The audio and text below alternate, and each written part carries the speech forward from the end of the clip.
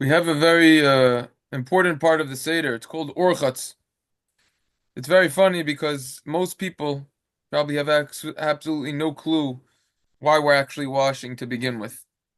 Why are we washing? What is Urchatz about? So, since most people don't properly understand why we're washing, it's worthwhile to give a brief explanation as to what the reason behind this is. There's halachas of tuma and tahara, things that are pure and impure. This applies during the entire year. There's something called the davar shetibula b'mashke, which means something that is immersed, that's dipped in a liquid.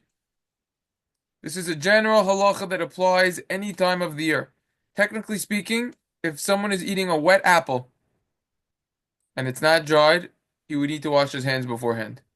If someone is taking a pickle out of the jar and the pickle is wet, he would technically need to wash his hands beforehand. It's a davar shetibula b'mashke. The Shulchan Aruch, by the way, paskins this way. Look it up yourself. Siman kufnun ches sif daled. This is the general halacha. There are 7 liquids that a person is obligated to wash his hands for. If something salad, a food was submerged, was dipped in one of the 7 liquids. It's yad shachat dam. It's an acronym. The yud in yad stands for yayin, wine. The dalet is dvash, which is honey. By the way, if you dip something in honey, you don't need to wash your hands. It's talking about date honey. Shemen is oil. So according to that, something that is oily that was deep fried, you would need to wash your hands. It's not true. It's only olive oil, and most items that are deep fried are not made by using olive oil because it's more expensive. And all of these restaurants and stores, they want to be cheaper so that they can make more profit. So therefore, you wouldn't need to wash for the French fries. The ches in shachat is chalav, milk. You dip a cookie in milk. Technically speaking, you need to wash your hands from the letter of the law. Mikra hadin. Tal is dew. That doesn't happen often. Dew. Dam is blood. They ask a question, when would you be dipping something or eating blood? They say maybe for medical reasons. Anyways, there's other answers. Mayim, that's the big one. Water. If something is dipped in water. That's why we need to dip over here, because we're dipping the kharpas, whatever the kharpas is, and we'll have to have a discussion about that. We're dipping it in salt water. So, what's the reason that one would need to wash his hands? The reason for this halacha is stam yadayim are shani letuma, which means that just a person's hands, when we don't know the status whether they're clean or not, has the halachic status of a shani letuma. A shani letuma means there are different levels of impurity. The highest level is an avi avos hatuma, literally the father of the fathers of tuma, the grandfather of tumas, the zaidi of tumas, of something that's impure. That is a dead body himself. Someone who comes in contact with the dead body, with this corpse, is an avatuma. He's called a tame mace. That's a lower level.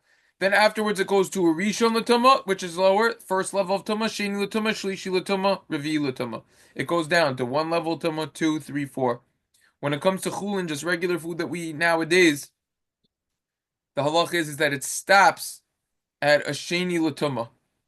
You don't have a problem if something is a 3rd level of tuma. Only by truma there's a problem with 3rd level of tuma, and a 4th level of tuma, revi letuma by kodesh. Take a look at Rashi and Pesachim on Yudal and Madalef. So we have levels of tuma. Now, if our hands right now, when we don't know the halachic status, are considered a 2nd level of tuma, if we touch another salad item, that becomes a 3rd level of tuma, which is not a problem for chulin, for just regular food that we eat nowadays. However, there's a meseches in Shas, which, by the way, you could learn the Daf Yomi 5,862 times and you won't know this. Why? Because there's no Bavli on it. There's no Gemara on it. Meseches machshirin. Meseches machshirin means something is mוכשר לקבל טומאה, which means it's susceptible, it's able to become טומאה, to receive the impurity. When our hands, which are shani letuma, touch something that was submerged, that has moisture, that has liquid on it, that item then gets popped up If we touch a solid, it gets popped down.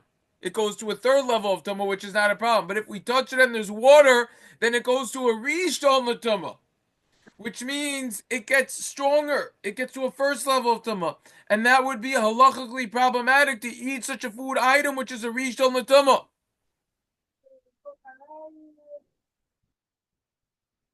That's important to know. Now, even though some hold that you don't need to wash during the rest of the year for such items, take a look over there. Kufnun Ches Sif Dalid. You could take a listen if you're more curious. The recordings are by Blan.com under the Mishnah Brewer section.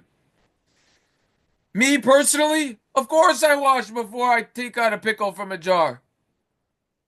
Of course I'm gonna wash my hands if I'm gonna eat a wet apple. Now, usually I'll dry it first, so I won't need to. But if I'm not gonna, then I'm gonna need to with the pickles. Now, one leniency is if you use a fork or a cutlery and you don't touch it directly, you could be lenient. The Vilna Gaon, in fact, holds that you need to recite a bracha on such a washing. Even during the rest of the year, we don't hold this one. But nonetheless, it's a serious opinion to contend with, to think about. However, the minhag ha'olam, whatever velt the person is in, whichever circle a person's in, the custom is to be stringent and wash on Pesach night to the extent that this is one of the 15 simonim of the seder Urchatz. That's why we wash before we have the kharpos, aka the vegetable dipped in the salt water. Or is it really salt water? Could be something else. We'll have to discuss that. In other words, this washing doesn't have to do with the actual seder. It's a means to an end. It's only so that we could get to the kharpos. Now, according to this, women are certainly obligated to wash for kharpos. According to this, it's nothing to do with this man grama. They always have to wash. It's not a time-bound mitzvah. Parenthetically, some have the custom to go to the sink. Others have the custom just to wash at the table, while other people bring them water to commemorate the freedom when they bring it to you. We're not learning all of the halachas of it. This is just a brief introduction. But there are legitimate customs also if just one person washes, just to show the children that it's different. But the Chok Yaakov actually discusses it.